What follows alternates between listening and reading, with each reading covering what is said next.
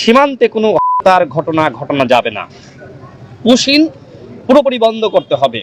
সম্পর্ক দাদাগিরি কিংবা স্বামী স্ত্রীর নয় বা রাখি বন্ধনের নয়, যে সম্পর্ক আওয়ামী লীগ ভারতের সাথে তৈরি করেছিল। আমরা চাই মূল্যায়নের সম্পর্ক, মর্যাদার সম্পর্ক, ন্যায্যতার সম্পর্ক। ভারত আমাদের প্রতিবেশী রাষ্ট্র, তাদের সাথে আমাদের সম্পর্ক রাখতে হবে। দেখেন, যে কথা আমাদের মাননীয় স্বরাষ্ট্রমন্ত্রী জাতীয় সংসদে দাঁড়িয়ে বলেছিলেন যে স্বামী স্ত্রীর সম্পর্ক বিচ্ছেদ হয়, কিন্তু প্রতিবেশীর সাথে বিচ্ছেদ হয় না। সুতরাং ভারতকে আমি বলবো যে আপনারা সম্মানের সহিত মর্যাদার ভিত্তিতে এদেশের জনগণের সাথে আপনারা সম্পর্ক তৈরি করুন।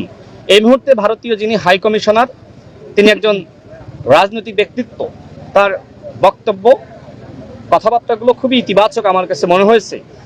এই প্রথম ভারতের পক্ষ থেকে বলা হয়েছে যে আমরা বাংলাদেশের জনগণের সাথে সম্পর্ক চাই, এবং বিএনপির যে সবার আগে বাংলাদেশ স্লোগান, এটিকে তারা গ্রহণ করেছে।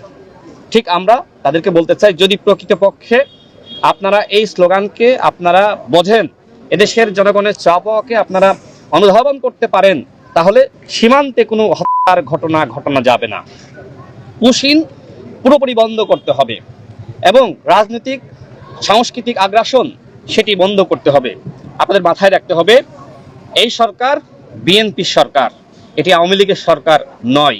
এই সরকারের প্রধান এমন একজন ব্যক্তিত্ব যার বাবা এবং মা এই দেশের জন্য সংগ্রাম করেছেন, আধিপত্যবাদ এবং আগ্রাসনের কাছে কখনোই মাথা নত করে নাই। সুতরাং আপনারা অতীতে যেটি দেখেছেন, সেই মানে ভারতের সাথে ভারত বলল আর ভারতের সমস্ত কথায় রাজি হয়ে যাবে, সেটি সম্ভবপর নয়। ইনশাল্লাহ আস্থা বিশ্বাস রাখুন, এই সরকার যেভাবে এগিয়ে যাচ্ছে, দেশ এবং জনগণের কল্যাণে কাজ করে যাচ্ছে, এবং এই সরকারের যে ফরেন পলিসি, সবার সাথে বন্ধুত্ব, কারোর সাথে শত্রুতা নয়। সুতরাং এই ফরেন পলিসিতে যারা ঐক্যমতে আসবে, সবার আগে বাংলাদেশ স্লোগানকে যারা গ্রহণ করতে পারবে, তাদের সাথে আমাদের সম্পর্ক মজবুত হবে। আমরা ভারতের সাথে সম্মান এবং ন্যায্যতার ভিত্তিতে আমরা সম্পর্ক চাই।